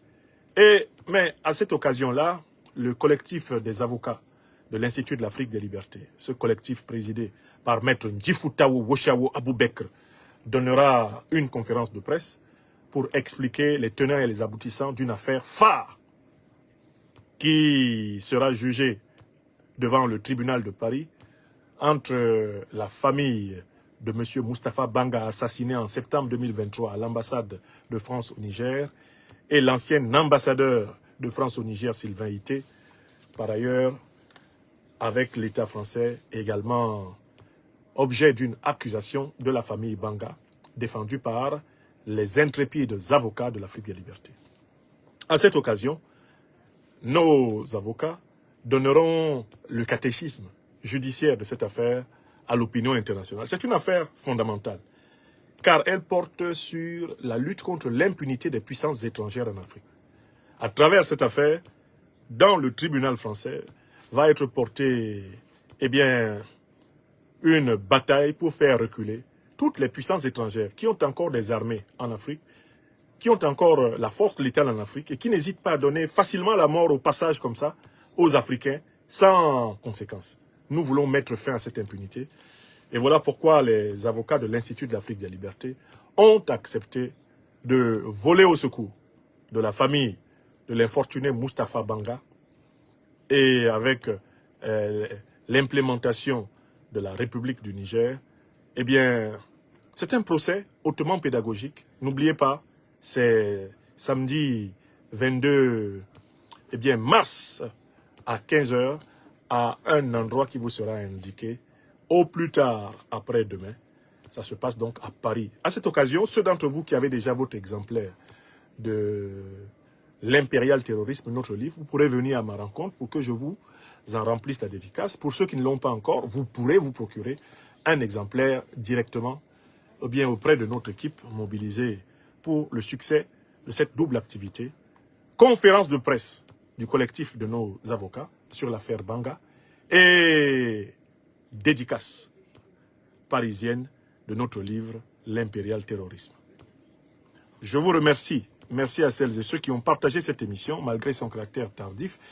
Nous avons eu des journées extrêmement chargées. Vous imaginez, quand vous ne me voyez pas devant ces écrans, c'est que je suis en train de produire. Je suis en train de produire sur d'autres supports, les matières que le Tout-Puissant me permet de saisir dans mon cerveau. Beaucoup de chantiers sont en vous. Félicitations à celles et ceux qui ont déjà leur exemplaire de l'impérial terrorisme. C'est un livre à succès. C'est incontestable, mes chers amis.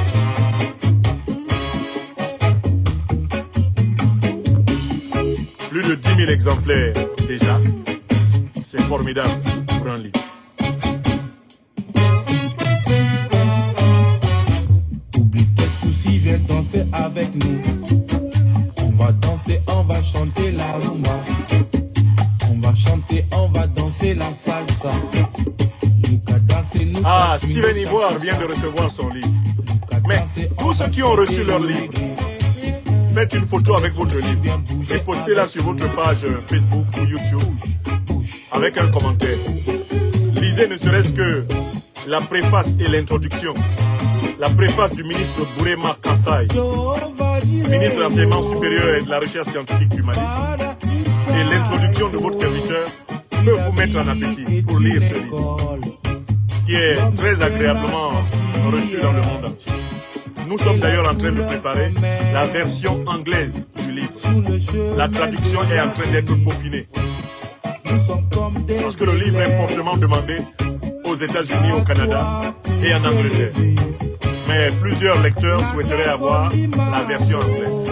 Même quand ils sont d'origine francophone, ils sont beaucoup plus à l'aise désormais en anglais. Donc nous sommes en train de traduire. You will get it. Tout est possible. Merci infiniment d'avoir partagé cette émission. Vous étiez près de 4000 personnes en direct sur YouTube. Tout est possible. Plus de 1000 personnes sur Facebook. Et nous allons savoir combien vous étiez à cette heure tardive sur TikTok. Merci à celles et ceux qui partagent cette émission et surtout qui ont commandé leur exemplaire de notre dernière masterpiece. Merci. Voilà, vous étiez 15 000 personnes en direct sur TikTok. Quand on y ajoute les 5 000 autres, plus de 21 000 personnes en direct de cette émission qui se sera déroulée entre 22h et maintenant 23h36. Merci infiniment. Merci de vous être mobilisés aussi spontanément à plus de 22 000 personnes.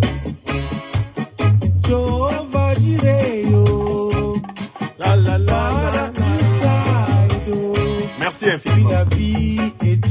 Portez-vous bien.